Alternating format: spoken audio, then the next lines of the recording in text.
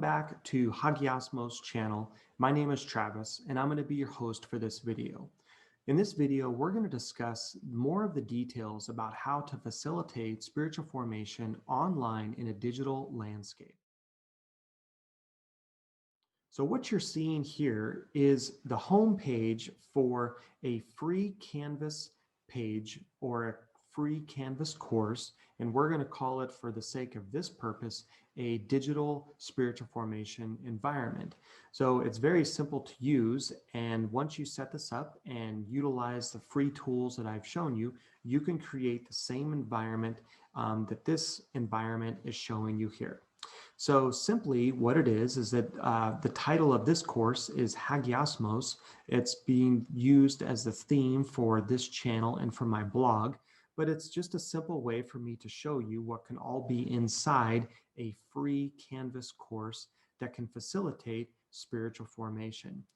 So we'll talk about these in greater details as we go along, but simply, as you can see, this will take someone who is wanting to participate in spiritual formation digitally through an environment where they can actually participate with each other.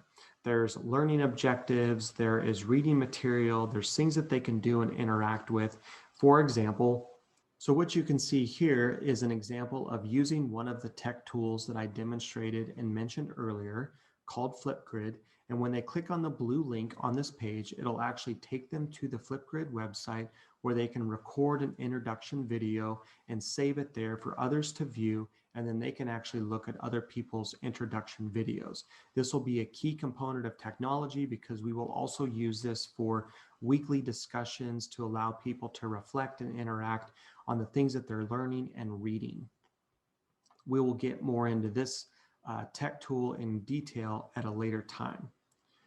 As you simply click through the pages on here, it will give more information, an overview of what each thing is. If you click on the modules on the left side, it's going to give you kind of an overview. We'll dig more into detail on this, but basically there's different components in this learning environment, or what I'm going to call digital spiritual formation environment, that they can do. There's reading, there's different ways to interact with each other. For example, this is the link that gives them something to read, such as Ephesians 4:20 through 24, that talks about someone putting on the new image that they have in Christ, taking off the old self and putting on the new self. You can actually link to blogs, other external websites that are outside of it, but if they click on the blog and open it up in a new link, this one here has taken them to the Hagiasmos Trail blog, and they can click and read one of the blog posts that is required for that week's module. This link here will take them to an article written by Dallas Willard, where they can click on and read this article and then come back to their learning environment and continue to click through the different pages. Now, as an example, I'm going to go back to the module view, and then but let's take a look at how we can actually use Flipgrid for an interactive discussion, and that can be done virtually and digitally, all from the computer and in front of a screen. So when you click on this link, it's going to take you to the Flipgrid website, which I've opened up. This is the admin view, so this is going to be slightly different than what the students will see, or for those that are actually participating in the course.